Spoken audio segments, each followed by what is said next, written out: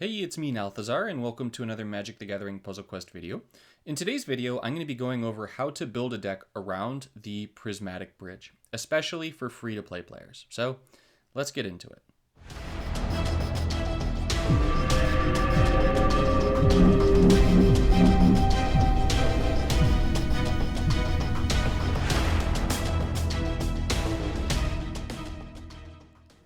The Prismatic Bridge is a 20 mana support that was introduced to Puzzle Quest in Kaldheim. It is one of our new Herald cards, so it's going to have front side support, backside creature.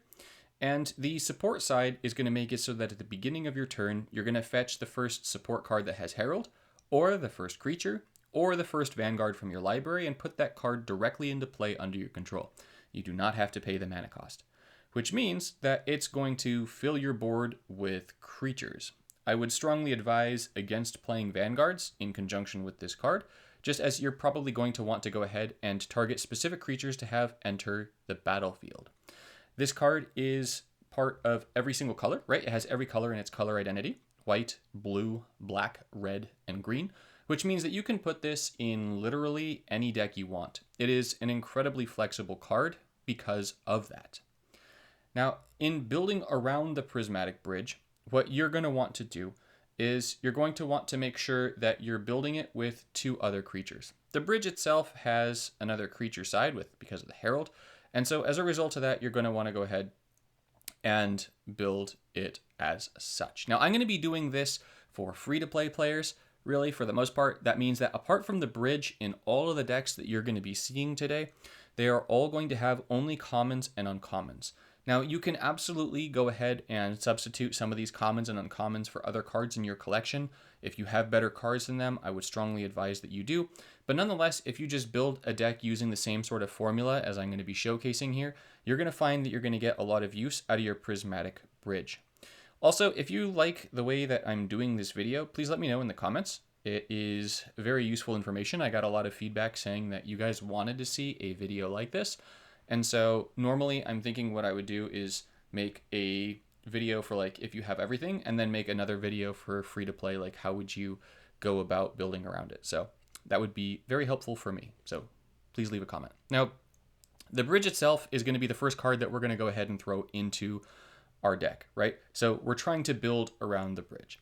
I personally really like throwing this into any deck, but my favorite type of deck to throw this into is with a monocolored Planeswalker.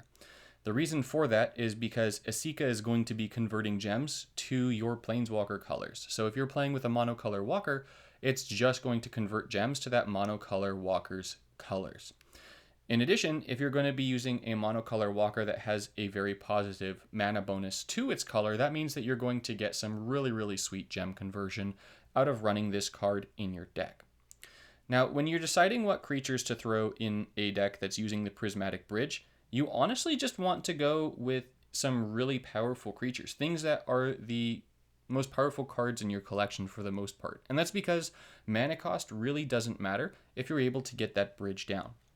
So it's really easy to go ahead and take a card like Erois' Champion that costs 18 mana, and then just throw it in your deck because, hey, 18 mana really isn't a big deal when the bridge is going to be fetching your first creature and dumping it onto the battlefield for you every single turn. I also personally really like to run something that is going to have an enter the battlefield effect. That can be really, really nice. So something like in this deck that I'm making as an example, running Lagona, which is going to enter the battlefield and pick one of the first 3 enchantment cards from your graveyard, and then fetch that card, gain life equal to its cost.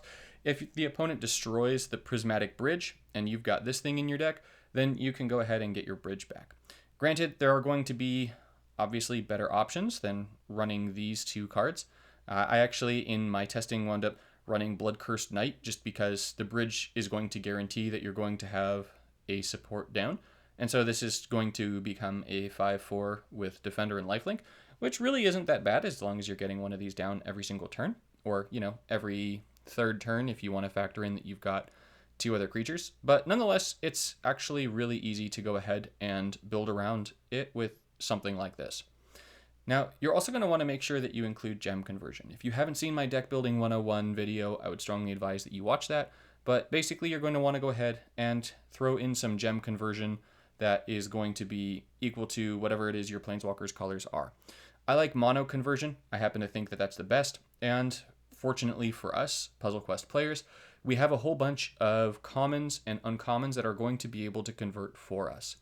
Newly in Kaldheim, we have a land cycle of commons that are all 12 mana and convert 2 gems. So you can go ahead and if you've gotten one of those, you can throw that in. And then from Throne of Eldraine, we have another land cycle that's common that's going to be converting 2 gems to its color. Beyond that, we happen to have land forming cards, which are going to work out very well. But you'll see that the bare bones of this deck is starting to come together. We have the bridge, which is going to enable us to throw in a bunch of higher cost creatures than maybe we normally would. They're going to be coming down for free, so that's super, super sweet. We're going to want to have gem conversion. The bridge itself is going to act as gem conversion because of Asika.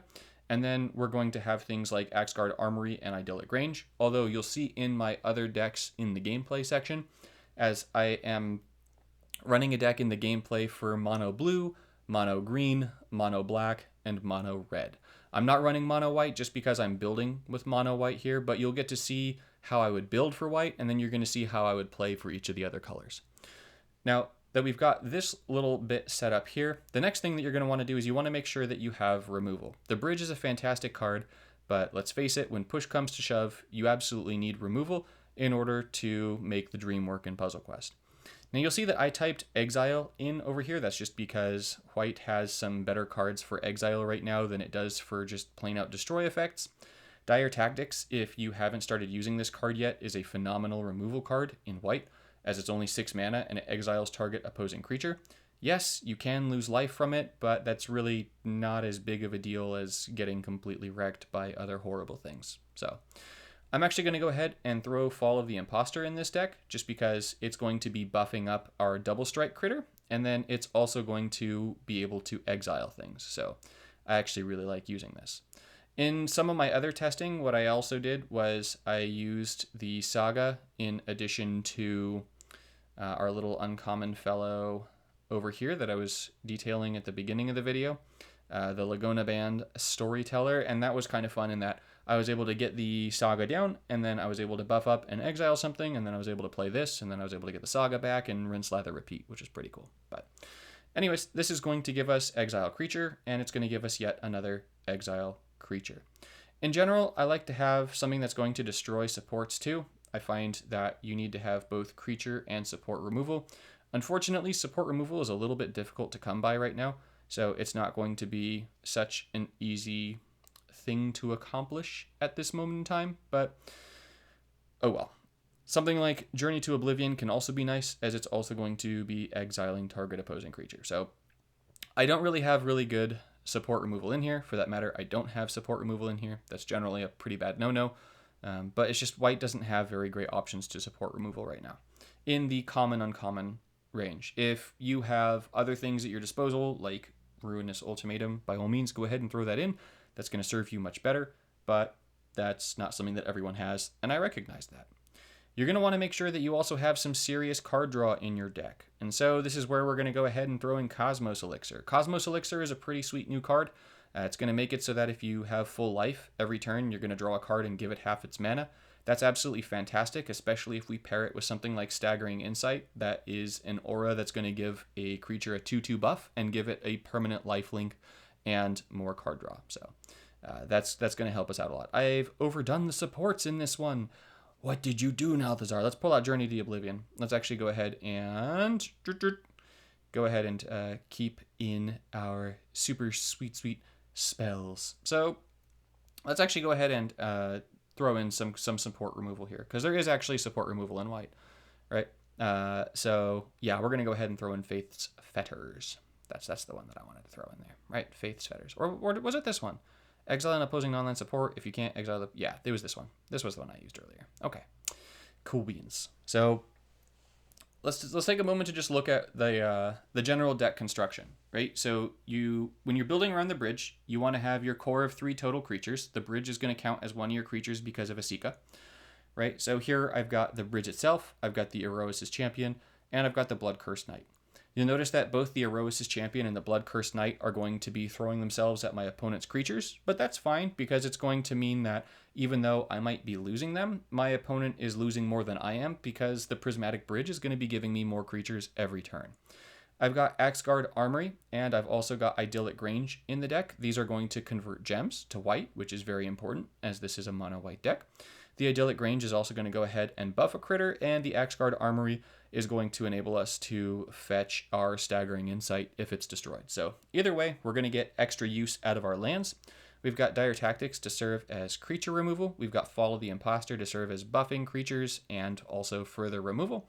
We've got Cosmos Elixir to serve for extra card draw. We've got Staggering Insight to serve for extra card draw. And then we have Secure the Scene to act as simultaneously support or creature removal. So throw in creatures, throw in gem conversion, throw in removal, throw in card draw, and you're going to be set. And then finally, for your Planeswalker choice, make sure that you're choosing a Planeswalker that ideally has fairly decent mana gains. So Elspeth Sun's Champion has pretty decent mana gains, so I like using her. With that, I'm going to go ahead. I'm going to jump into some gameplay for each of the other 4 colors, and I'll explain a little bit about what I did for the construction of those decks as you see them play out. But it's just such a powerful card that it's so easy to build with. So let's go ahead and check that out. So the first color that we're going to be taking a look at is Mono Blue. Jace, Unraveler of Secrets, is kind of my baby. I absolutely love this Planeswalker. I've gotten a heck of a lot of use out of it, and I feel like for newer players or even free-to-play players, this is just a fantastic Planeswalker for you to get a lot of use out of. So as you'd see from the deck is very similar in terms of how I went about building it to the white deck. I've got my gem conversion with Port of Carafel and Mystic Sanctuary. I've got my 3 total creatures between the Bridge, Inga, Rune Eyes, and Spined Megalodon. I've got Staggering Insight for card draw, and then I've got some removal from the Raven form, Depart the Realms, and Read the Tides. So if you're not too familiar with Jace Unraveler, the goal is to try and get to your 3rd ability as quickly as possible. Read the Tides is actually a really nice sort of little removal card for this Planeswalker, especially if you don't have a very large collection, because it's going to draw you 3 cards, which plays very well with your 3rd ability. And then it's also going to make it so that if you have 5 or more cards in your hand and your opponent has 5 or less cards in your hand, you're going to bounce a creature from your opponent. So you're kind of getting card draw and you're getting bounce, which is really nice. So you'll see here, I've got a really early Prismatic Bridge down. I didn't start with it in my hand, but I was able to get one down pretty quickly. And so the game kind of is going to snowball from here unless Domri starts to remove my creatures. So not the creatures, the bridge. So you see that Inga comes down, and Inga is in here for a number of reasons. It's going to draw me a bunch of cards. It draws 3 cards, which is really fantastic, which means that if we can get Jace's 3rd ability, which I just did, then those cards that we're drawing every turn are going to be buffing all of our creatures. And so that's going to be really helpful. For that matter, it's going to be buffing them all by plus 12. So that's a total of plus 36 for one of those coming down. And you'll see here that this Domri is actually pretty scary. I'm saying it's pretty scary because with all that gem conversion and then the card draw from Nissa over there, it's Bad News Bears. I feel like this is a really good example of like how to play with this card also, this card being the bridge, because Domri actually destroyed my first bridge. So bridge number 1 was destroyed, but I do have another bridge in hand. This is part of why card draw is so important, because if you put all your eggs in one basket, you're going to find that you're going to be in some pretty big trouble. That being said, I mean, the Inga is going to be buffing itself up. It's got lifelink. It's going to be putting in a lot of work for me in this match. I absolutely cannot let that dragon, though, survive another turn, because that dragon is currently a 9/9. It's going to become a 16/16 at the start of my opponent's turn, so I definitely don't want that to happen. I have another Prismatic Bridge in hand. I'm going to be using Jace's 1st ability here to get a little bit of extra mana, and then I'm going to be bouncing the dragon so that it does not kill Inga. I'm going to be getting my 2nd copy of the bridge down, which is very important. That means that I'm going to be able to start ramping up really quickly again. And then I'm going to freeze down my card draw just because I want to make sure that I have a fuller board before I have that card draw kick in. So you'll see that that was a really nice recovery. right there, especially up against a deck that's kind of scary, and I'm only using commons and uncommons here. So I draw another Prismatic Bridge. You'll see that I'm going to start throwing things away. I'm going to throw away one of the bridges just because I don't need to have two bridges in my hand. The bridge is likely to go ahead and fetch me another bridge, which would turn into a Sika soon anyways, so that's fine.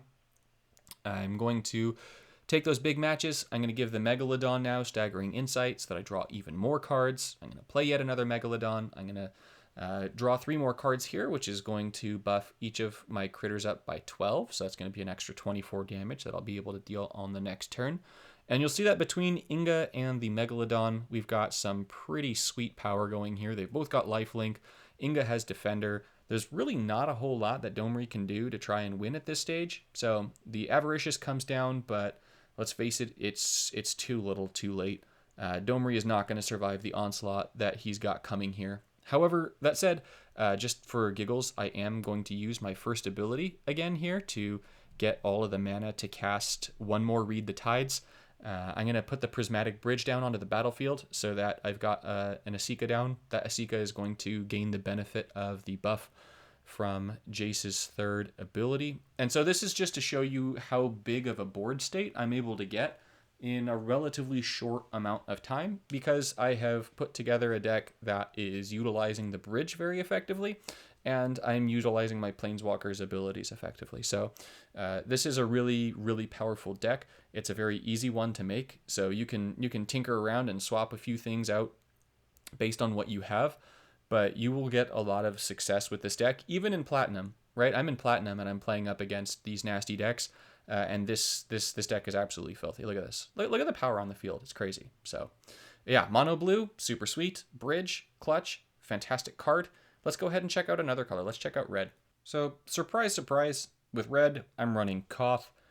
Koth has, as you know, an excellent red mana bonus, and so it's really easy to get the bridge down. And then beyond that, Koth is just an incredibly powerful planeswalker. So you'll once again see the same sort of theme going. I've got the bridge, I've got 2 other creatures.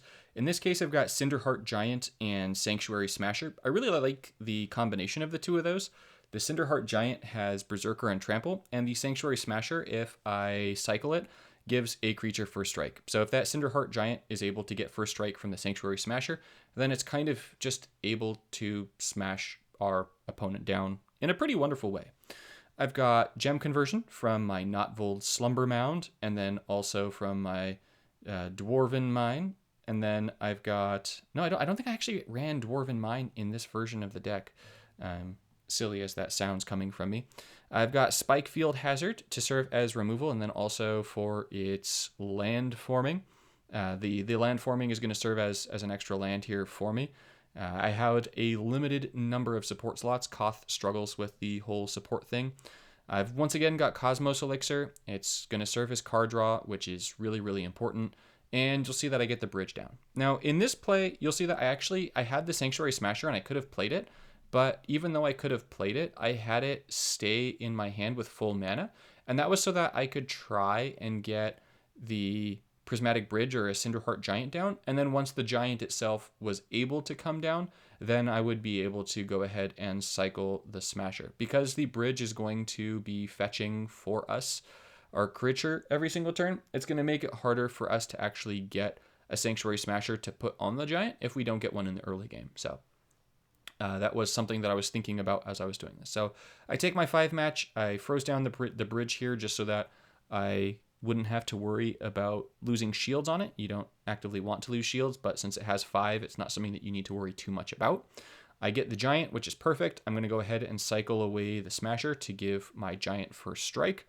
And then now I'm going to go ahead and I've got Demolish, I've got the Hazard. I don't have any supports down for my opponent that I need to get rid of, so there's nothing for me to actively worry about here. So at this stage, I'm just going to go ahead, take a match, try and get a little bit of extra mana for Demolish in case my opponent does get a support down. I am up against a white deck, and white decks tend to run pretty heavy supports. The bridge is going to get me a Sika here, which is huge because that's going to get me more red gem conversion. Getting more red gem conversion with Koth is a super big win, and the Giant is going to go ahead and kill my opponent's creature. So that thing stands no chance against this Giant right now. Getting another Asika here is fine. It's kind of a bummer not to get the Sanctuary Smasher, but it's really not the end of the world. I have a heck of a lot of removal in my hand between the Geyser and then having the Hazard in my hand and more, but I'm just going to go ahead and throw the Geyser at my opponent's face so that I can start whittling down his health a little bit more quickly. So whittling down my opponent's health is good. It means I'm closer to winning the match. So all is good in killing our opponent town. So you'll see that I'm running Seize the Spoils here. This is just to get a little bit of extra card draw going. It's definitely not a great card, but I wanted to have extra card draw here. So I like card draw. It makes my decks more consistent. It'll make your decks more consistent. I would definitely use it. So yes, it being card draw, not necessarily Seize the Spoils, right? So we're just getting all of our Asikas here in this match, which is fine. That means that we're getting closer to getting the good stuff. Granted, Asika is good. You just don't need multiple copies of her, right? So we're going to get the Cosmos Elixir here down. It's going to give us a little bit of extra card draw. I'm going to go ahead and take a look at my loyalty here. I'm pretty close to my third ability. Not like close enough, but like pretty close. So I'm actually just going to go ahead and hope that my gem conversion is able to get me to my third here. And it does. And I also get my Sanctuary Smasher. So that's pretty sweet. I'm going to use Koth's third ability here. That's going to go ahead and make it so that whenever a red gem is matched, it's going to boost all of my critters. I do want to get the Spike Field Hazards landforming support, but I'd rather make a red match here. Boost up the troops, and then... I mean, the Spike Field Hazard really doesn't do anything for me here. So I'm going to seize the spoils. And then, let's see, do we get any gems? Yes, we do. Cool. Okay, so with Asika going ahead and converting and giving us that red gem match, that means that we're going to get really close to killing a Johnny here. We don't quite get the kill, but like push comes to shove. Honestly, I'm kind of okay with that because that means I'm going to buff up my creatures even more. I do, however, have a Volcanic Geyser in my hand, so... Even though I am going to go ahead and take that red match to boost up my creatures even more, I am going to go ahead and throw a Volcanic Geyser in a Johnny's face and kill him with that instead. So that's the end for a Johnny. Once again, very effective deck. Koth is a very effective Planeswalker for this, so it's a great choice. Oh, I did not throw the Geyser. That's right. I didn't throw the Geyser because I was hoping Asika would match me more red gems and then make my creatures even bigger. So it worked. All right, let's go ahead and check out green. For mono green, I'm running Garruk. Garruk is an absolute powerhouse with the bridge. Garruk Unleashed, that is. The third ability serves as kind of like a second copy of the bridge, so you're really able to do some absolutely wacky things. And his second ability with Hunting Pack to give leader and 3 reinforcements to a creature is really nice, especially when you're able to run creatures that just have a larger base power toughness. So having something like Titanoth Rex in here is just absolutely phenomenal. It's 100% the card that you want to be targeting with your bridge, as it's what's going to be getting the biggest boost. It's going to be doing the dirtiest things. You'll see that I'm also running Conclave Naturalists in the deck. This is an Origins uncommon. It's because when this creature enters the battlefield, it's going to destroy an opposing support. So this gives us very reliable support removal. It will not destroy Vanguards, but it will destroy everything else, including lands. So there really aren't a whole lot of cards that are going to do that for us in Standard right now, especially not in green. So that is a super big win. Now, I am going to go ahead and play the Titanoth Rex here. I do want to start getting some power down. My opponent drops a Winota, which is actually quite scary. Winota can do some horrible, horrible things to you, especially if they're able to get another non-human creature down to go with the Winota. So I do have access to my second ability here if I want it. However, I kind of also want to get to my third ability, right? Because getting to your third ability with Garruk is pretty sweet. That being said, we do already have the Titanoth Rex down, and the Titanoth Rex is what we're ultimately going to want to use. So some of the contemplation going on here in my head is to keep the ambush in my hand so that I can try and get rid of Winota. But of course, my opponent gets a huge, not a huge, but a cascade. And so I'm not going to be able to get rid of everything my opponent has down here. I am going to have to be patient. So I'm going to go ahead and move Reclaim the Wastes up 1 slot. I'm going to use my third ability for Predator's Trail. That ensures that I will indeed be able to get some goodies. I'm going to use the Colony Ambush here to get rid of my opponent's Disciple mage thing. That thing is way more annoying than Winota gets Berserker, which is not a problem at all because now we're going to go ahead and start getting Titanoth Rexes down. You'll see that I'm not choosing the Conclave Naturalist right now. That's just because my opponent doesn't have any supports down. But one of the really nice things about this is that between the bridge and the trail, which is Garruk's third ability, we're able to choose to like just pull out all the Titanoth Rexes that we want with the trail, and then if my opponent starts actually getting any kind of nasty support game going, then I can just go ahead and start selecting the Conclave Naturalists instead and completely neuter their support game. So that's really nice. My opponent gets a 5 match, which really isn't the end of the world here. However, you know, it's going to lead to a whole bunch of extra mana. They don't do too much with it, so I'm fine with that, honestly.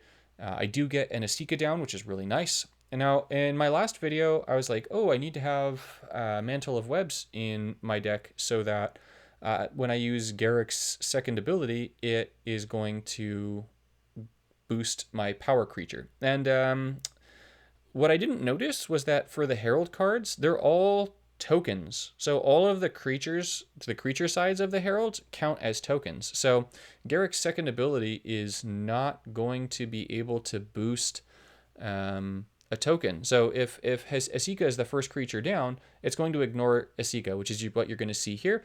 It's going to go ahead and boost the Titanoth Rex, and that's game over. Bolas has no chance of survival. We've got plenty of removal in this deck in case anything bad happens, but nonetheless, it's very, very flexible. And once again, you'll see that we've got a very solid board presence, and our opponent just got absolutely flattened. So really easy match. So let's go to our final color, black. For black, I'm running my very favorite mono black Planeswalker in Liliana Untouched by Death. I do get a starting Prismatic Bridge in my hand, which is pretty great. You'll see that the deck construction has a heck of a lot of parallels to the other colors. I am once again running the dual common gem converters, this time in the form of Witch's Cottage and Great Hall of Starnheim. You'll see that I'm running Cosmos Elixir again. Just like with mono green, I'm running Binding the Old Gods. Just like with mono white, I've got Blood Cursed Knight. Just like red and green, I'm running the cycling uncommon beast that costs way more mana than it needs to in the form of Void Beckoner. However, it is an 8/8 with Death Touch, which is really nice with Liliana. And then I've got Unbreakable Bond and Back for More to bring creatures back from the dead, and Pyrrhica's Libation to serve as additional removal. So we have an incredible amount of removal with this deck. It makes things really, really tough on our opponent. Because of Liliana's first ability, we're going to be able to just dump a whole bunch of things into our graveyard, and then we're going to be bringing them back for free with things like Unbreakable Bond and Back for More. So surprisingly, even though I was using Planeswalkers like Koth and Garruk, this is going to be the quickest of the 4 matches just because this particular deck is really, really nasty. And of course, you know, getting a first turn Prismatic Bridge is always nice. So here I'm able to just keep spamming my first ability on repeat. I will be able to get an Asika casted. Now you can actually go ahead and low battery. You've been talking too long, Nalthazar. I know. You can go ahead and keep the bridge in your hand so that you have that backup plan just in case your opponent destroys it. But I could smell blood here, you know. Like I knew that Elspeth wasn't too long for the world. I knew that she had really just 1 turn left unless she played like Ruinous Ultimatum. She does go ahead and, of course, play a big lifelink creature, but if you check out the power that I have on the board, her lifelink power means absolutely nothing. She's dead. So we're going to drop the Cosmos Elixir and drop Elspeth, and that's all she wrote. That's it. Kasplat. You've got Mythics. I've got Commons. I win. Nothing you can do, Snuggle. Nothing you can do. Alrighty, so to conclude, the Prismatic Bridge really can go in pretty much any deck and be successful. And when you get the bridge down, it just completely changes the game. Just having this one mythic is going to make it so that even if you don't have a whole bunch of other mythics and masterpieces at your disposal, or heck, even rares, you're able to beat down on decks that are chock full of mythics and masterpieces. This card is an absolute dream of a pull. It is absolutely worth chasing. So this is something that I would definitely recommend that you save up your elite pack pulls, your 400 mana jewel pack pulls to try and get. as this will be an absolutely phenomenal card to add to your collection. If you've already gotten it, congratulations. I hope this video is helpful for you in figuring out ways to build around it and get some success using it. If you liked this video, if this was really helpful for you, please let me know, as this is the first time that I'm doing something really like this, where I'm making another video on the same card but geared more to the free-to-play audience. I know that there's a lot of you out there that are free-to-play players, or just you're not whales. You're not people who are signing up for VIP every month. You're not picking up the exclusive packs. Maybe you'll buy something here and there, like a little cheapo thing, but you don't have a massively large collection. So if this kind of video is helpful for you, if you want to see more videos like this, please let me know, and I'm happy to make them. I had an absolute blast putting this together and figuring out the best ways to use my commons and uncommons to destroy my opponents in Platinum. So with that, thank you all so much for watching, and I'll see you in the next one.